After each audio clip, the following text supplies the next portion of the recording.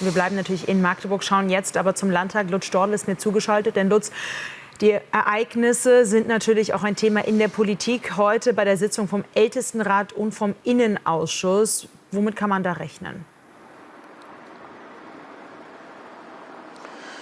Es wird nicht darum gehen, Beschlüsse zu fassen. Man hat diese Sitzung kurzfristig einberufen, um miteinander erstmal zu klären, wer trägt dort für welche Zuständigkeiten die Verantwortung. Also man zieht zum Ältestenrat, zu den Mitgliedern des Innenausschusses auch 3 Ministerien dazu, also wo die Vertreter, die Ministerinnen, die Minister hier vorbeikommen. Da geht es natürlich um die Sicherheit, wo eben die Frage geklärt wird, wo war in dieser Absperrung das mobile Fahrzeug, das eben den Zufahrtsweg auf und zu machen kann bei Bedarf.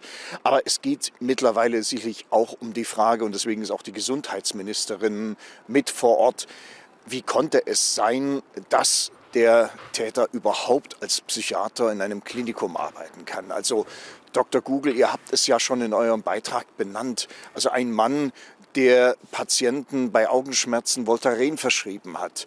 Einer, bei dem keiner wusste, wo seine Kompetenzen eigentlich liegen. Wie der sich in einem Klinikum, in einem Fachklinikum zwischen Experten als Arzt halten konnte, das ist ein sehr schwieriger Vorgang. Es soll ja durchaus in der Klinik auch Unmut über ihn gegeben haben, aber das führte eben nicht dazu, dass es dort zu Veränderungen kam oder dass man sich den Mann mal genauer angeguckt hat. Eben genauso wie es im rechtlichen Bereich trotz der Anzeigen, die es ja auch in anderen Bundesländern gab, warum es dort eben auch keine Schnittstellen gab, warum man nicht miteinander kommuniziert hat, den man dann doch ein bisschen weiter und ernster beobachtet hätte.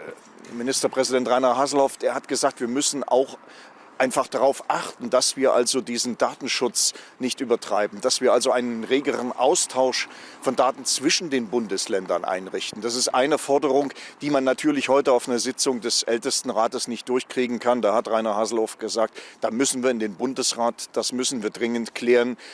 Wie schnell das geht in Zeiten, in denen wir im Prinzip ja keine funktionsfähige Regierung mehr haben, das muss man dann abwarten.